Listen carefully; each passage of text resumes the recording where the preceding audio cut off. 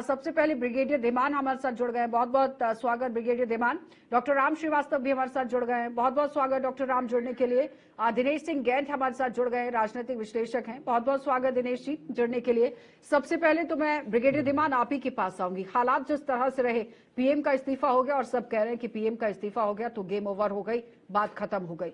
अब इससे बड़ा मुद्दा ये नहीं रहा है, लेकिन अब आगे की स्ट्रैटेजी किस तरह से रहेगी? क्या सेना टेक ओवर करेगी जिस तरह से पहले ही कह दिया गया, फिर काठमांडू के अंदर प्रदर्शनकारियों ने उसे अपने कब्जे में ले लिया। आगे की अब किस तरह की परिस्थितियां रहने वाली है नेपाल की?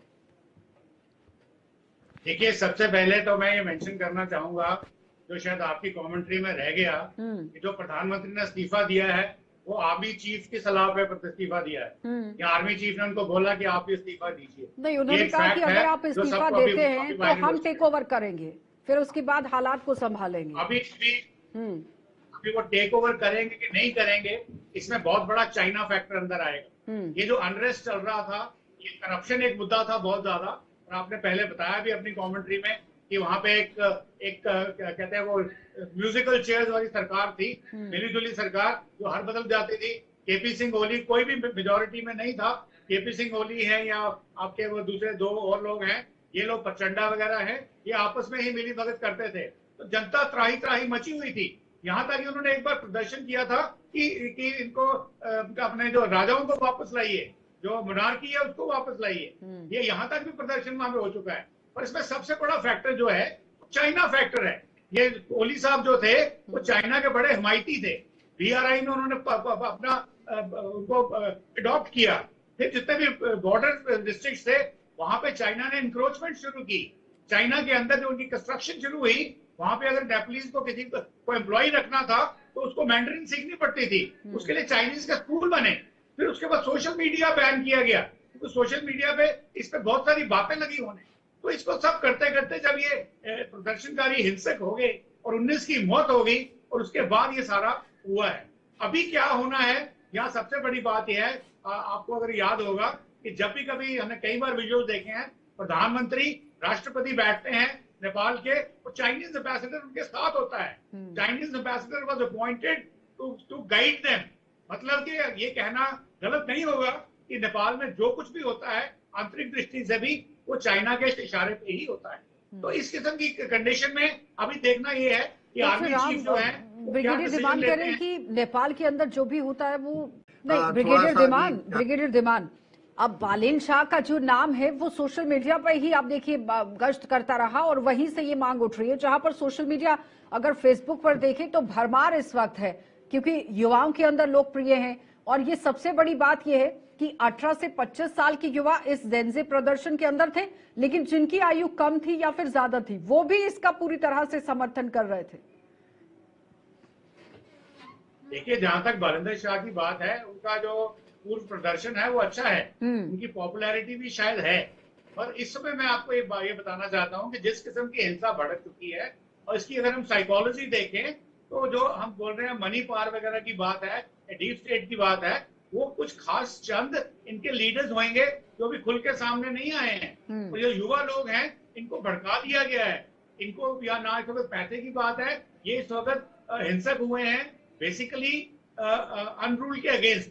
अनजस्ट जो भी करप्शन है या इनके जो भी अपने इनकी मांगे थी या इनको डिनाई किया गया, जो भी चाइनीज इन्फ्लुएंस की वजह से या दूसरी इन्फ्लुएंस की वजह से, जैसे इनका सोशल मीडिया बैन किया गया, इस वक्त चाहे बालिंदर शाह को भी नॉमिनेट कर दिया जाए, तो मैं आपको यकीन के साथ कह सकता हूं कि सिचुएशन अभी कंट्रोल में नहीं आ सकती। सिचुएशन कंट्रोल में करने के लिए बहुत ज्यादा फोर्स की जरूरत है, जो शायद केवल आर्मी चीफ के पास है। और आर्मी चीफ इस वक्त बहुत ही कदम अपने फूक फूक के रख रहे हैं, वो भी देख रहे हैं कि किस कदर करवट बैठेगी।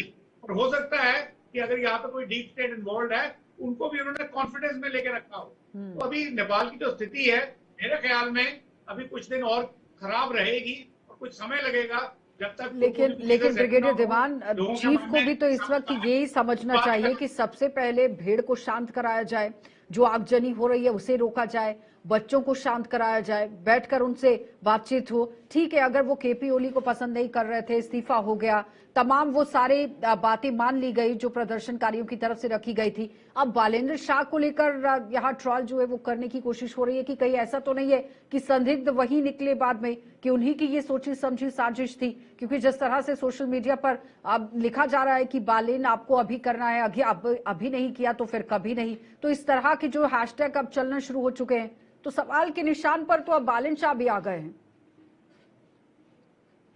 बिल्कुल ठीक बोला आपने। मैं बोल रहा हूँ कि उनकी भी भूमिका हो सकती है, क्योंकि अभी सिचुएशन क्लियर नहीं है कि इसके पीछे कौन है, परंतु ये पक्का है कि जो सिचुएशन बन गई है उसको स्टेबलाइज करने में अभी समय लगेगा, और स्टेबलाइज करने के लिए अच्छा, एक और बड़ी खबर दिखा रहे हैं जहां पर हवाई सेवा बंद हो गई है, सब कुछ ठप कर दिया गया है नेपाल के अंदर। ब्रिगेडियर धीमान, आर्मी चीफ की क्या रणनीति, क्या प्लानिंग हो सकती है?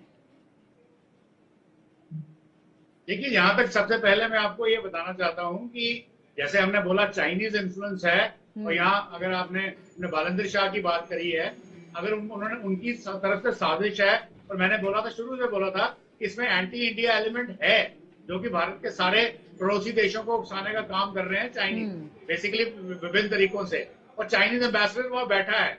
तो मैं ये कह रहा हूँ कि अगर चाइनीज आर्मी के पास कोई इन्फ्लुएंस को किया गया है, तो वही एक इस वक्त आई वुड से ब्रह्मास्त्र है नेपाल के पास चीजों को नॉर्मलाइज करने का, और उसमें अगर चाइना की इन्वॉल्वमेंट है तो ये ठीक होएगा उसके साथ। But for the time being इस वक्त जो है, जो युवक जो हैं, युवा लोग जो भड़के हुए हैं, उनको शांत करने में अभी समय लगेगा।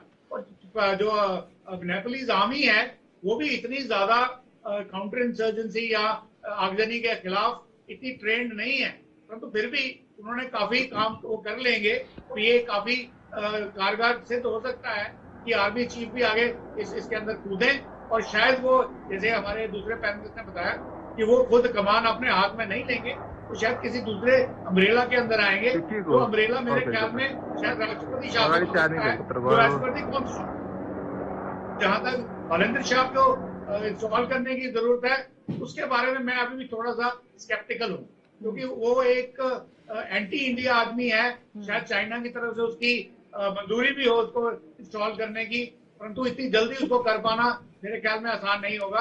बारी करके उनको एक किस्म का किया अनरेस्ट उसमें फैलाया जा रहा है, और यहाँ पे जो चाइना की इन्वॉल्वमेंट थी वो इतनी ज्यादा बढ़ चुकी थी कि लोगों का गुस्सा फूट पड़ा उसके अगेंस्ट, और लोगों का ये गुस्सा फूटा है। इसमें भी कोई हो सकता है, कोई डीप स्टेट हो, शायद अमेरिकन डीप स्टेट हो वर्सेस चाइनीज डीप स्टेट हो, तो इस किस्म की जो चीजें इनको नकारा नहीं जा सकता। तो मतलब अल्टीमेटली पॉइंट ये है कि जो भारत के आसपास के कंट्रीज हैं, अगर वो BRI को नहीं मानते हैं तो चाइना उनको छोड़ेगा नहीं, और अगर वो चाइना उनके ऊपर कोई कार्रवाई करके वो अपना वर्चस्व बनाने की कोशिश करता है, तो उसको US काउंटर करने की कोशिश करेगा। तो ये किस्म की चेस गेम बन गई है साउथ एशिया के अंदर, जहां पे ये दो मेजर प्लेयर्स बड़े एक्टिव तरीके से काम कर रहे हैं। टूल किट्स उन्होंने तैयार कर रखे हैं, और अनफॉर्चुनेटली जो हमारा साउथ एशियन सब कॉन्टिनेंट है, इसमें हम सब लोग एक ही DNA वाले हैं, और हम सब लोगों की मैं कहता हूँ खून में करप्शन कूट के भरी हुई है। जिसको आप कहीं पैसा दे देंगे वो आपके साथ चल पड़ेगा, और आपके लिए वो एंटी नेशनल, अपने देश के बारे में नहीं सोचेगा, अपने आप के बारे में नहीं सोचेगा। अच्छा डॉक्टर राम, पैसे की गेम अब फिर से चल पड़ी है। Please like and subscribe.